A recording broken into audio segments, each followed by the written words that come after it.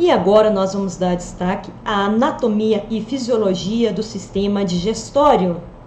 O sistema digestório é formado por dois grupos, o que nós chamamos de tubo digestório e o que nós chamamos de glândulas anexas.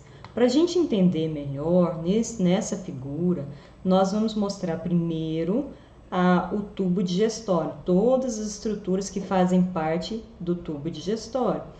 Então, nós começamos aí com a boca, que é onde entra o alimento dentro do seu corpo, e a seguir o alimento passa pela boca, segue aqui, passa pelo palato mole. O palato mole, quando você passa a língua no céu da boca, parece que não tem fim, só que ele tem fim sim, inclusive ele tem essa projeção final, que é maleável, e que ela vai ter uma importância na digestão, a gente vai ver em breve, que chama palato mole.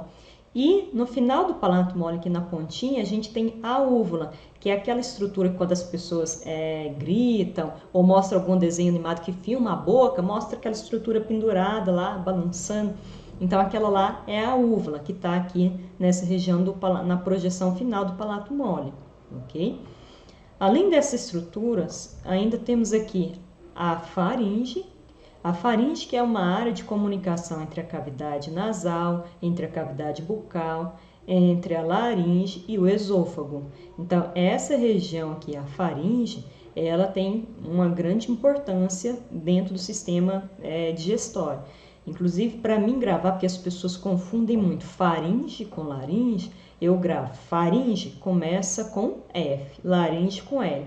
No alfabeto, quem vem primeiro é o F. Então, faringe. A faringe está aqui e o que desse lado tem a laringe. Aliás, a laringe nem entra no sistema digestório, só a faringe. Seguindo aqui, na faringe, a gente encontra uma estrutura também muito importante que a gente denomina epiglote. A epiglote, que é essa projeçãozinha aqui que nós temos, que ela se movimenta, ela abre e fecha, dependendo se você está comendo ou respirando. Então, é uma estrutura muito importante que fecha essa área de comunicação aqui da faringe com a laringe, para o alimento não entrar no canal errado. Porque se o alimento entra nesse canal aqui da laringe, você vai engasgar, porque vai bloquear a passagem do ar e aí é onde você começa a tossir. Então, o alimento ele tem que descer por aqui, pelo esôfago. Então, esse canalzinho aqui, já até adiantei, esse canal longo aqui é o esôfago, é por onde o alimento desce e chega nesse órgão aqui que a gente fala estômago. O estômago também tem muita importância dentro do sistema digestório, é onde que vai contrair o alimento, onde que vai soltar as secreções. E depois dele segue essa estrutura em azul, que nós denominamos de intestino delgado. O intestino delgado, que popularmente as pessoas falam tripa fina, né? Na verdade, delgado é fino, né? Mas você não deve usar essa denominação tripa fina, tá? Isso é uma linguagem popular. Nós temos que gravar a palavrinha intestino delgado. Passando o intestino delgado, nós temos aqui essa estrutura grossa, né? Mais grossa que o intestino delgado, que é então um intestino grosso. Então, primeiro o intestino delgado, depois o intestino grosso.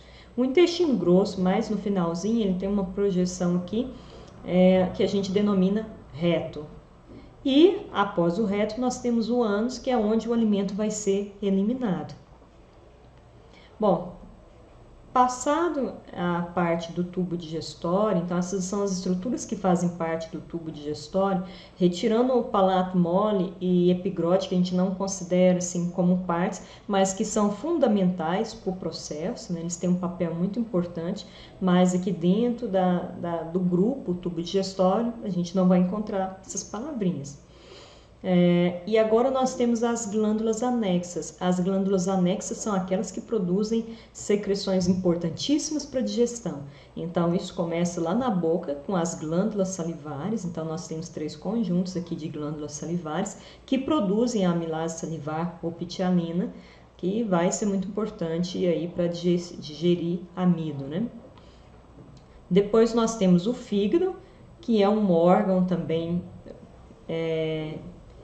muito relevante porque ele produz uma substância que nós falamos bile, né? A bile que vai, depois de produzida, vai ser armazenada na vesícula biliar, essa estruturinha aqui, essa bolsa. Então, muitas pessoas acham que a vesícula biliar que produz a bile. Não, a vesícula biliar só armazena. Quem produz é o fígado.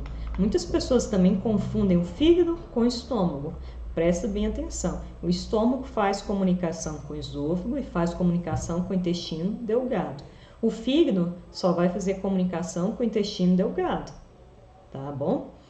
Seguindo o fígado e a vesícula biliar, nós temos aí o pâncreas. Então, o pâncreas é uma glândula mista.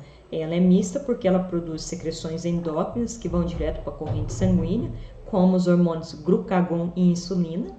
E ela é exócrina porque ela produz secreções que vão direto para o intestino delgado, para o duodeno, no caso o suco pancreático, que vai ser de grande auxílio aí na digestão. Então, essas são as estruturas que fazem parte do sistema digestório.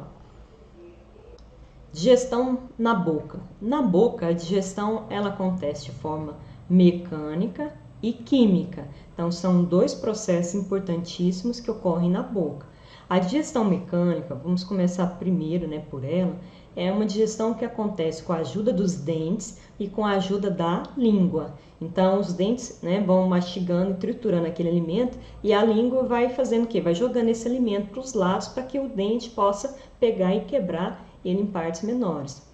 Bom, os dentes, então, têm muita importância e eles têm nomes e têm funções. Então, se nós observarmos esses 4 dentes aqui da frente, né? Então, esses dentes aqui, nós chamamos esses dentes de incisivos. Os dentes incisivos, esses 4 aqui, são importantes para cortar. Então, eles servem para cortar o alimento. Do lado deles, né? A gente tem de um lado um canino, do outro lado nós temos outro canino, que são esses dentes aqui mais pontudinhos, né? Os caninos que servem para rasgar o alimento. Então, se você observar felinos, um leão caçando, um tigre, uma onça, você vai ver que eles correm atrás da presa e pulam diretamente no pescoço. Eles pulam diretamente no pescoço para pegar esses caninos e cravar na jugular, na artéria jugular do animal, da presa, e que isso vai fazer com que o animal morra dentro de poucos segundos, porque o sangue vai esguinchar, é uma artéria, né?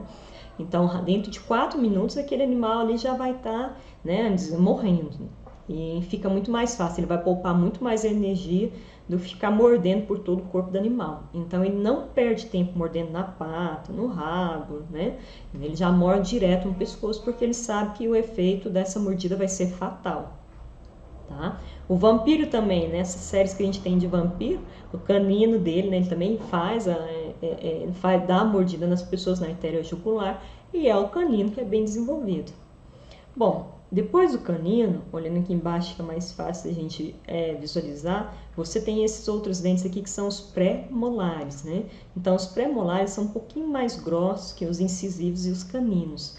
E os pré-molares, eles têm a função básica, né, de esmagar o alimento. Então, ele esmaga o alimento e depois deles, nós temos aqui os molares. Então, pré-molares, antes do molar, depois vem os molares, que são bem maiores, né, os maiores dentes aí que a gente tem na boca. E os molares, eles têm a função de triturar o alimento.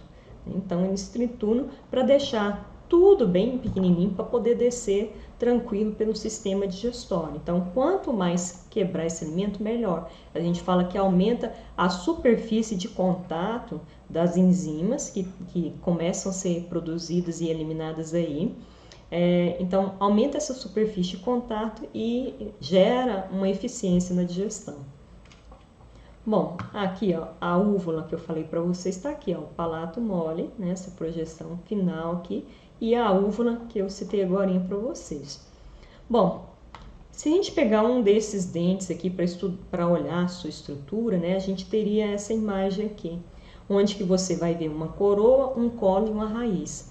A coroa é essa parte visível do dente. Quando a gente ri, né, você olha o dente ali, né, você olha o dente do seu amigo, você olha no espelho, essa parte visível é a coroa. E a coroa é formada por uma parte muito rígida, a gente fala que é o tecido mais firme, mais duro do nosso corpo, é o esmalte, e por ser duro ele também é muito fácil de quebrar, por isso a gente tem que ter muito cuidado com esse dente. E uma curiosidade, ele é translúcido, né? Então, não é ele que determina a cor do dente, se é amarelo, se é mais branquinho, né? Na verdade, quem faz isso é o que vem depois dele aqui, que é a dentina. A dentina, sim, que pode ser amarelada, que pode ser mais branquinha e que vai dar a coloração do seu dente, né? Então, a coroa é formada pelo esmalte, pela dentina, e ela pega uma porção, né? Ele pega a região que a gente fala polpa. A polpa do dente, a gente está vendo aqui que está cheio de vasos sanguíneos e também de inervações, de nervos, né? É uma região mais sensível, uma região mais frágil, onde que se você tiver uma cárie aqui no esmalte e essa cárie ela for degradando o esmalte, a dentina e ela chegar aqui, vai gerar muita dor, né? Então, a hora que você está sentindo dor por causa de uma cárie, é porque essa cárie já atingiu esse tecido aqui que é muito sensível. E é onde que o dentista vai falar, você está com uma cárie superficial, você está com uma cárie muito profunda, né? Então, o superficial e profundo vai depender da região que essa cárie atingiu, aonde que ela já consumiu. Bom, então você tem o colo, que é essa área de encontro aqui da gengiva, né, com a coroa do dente.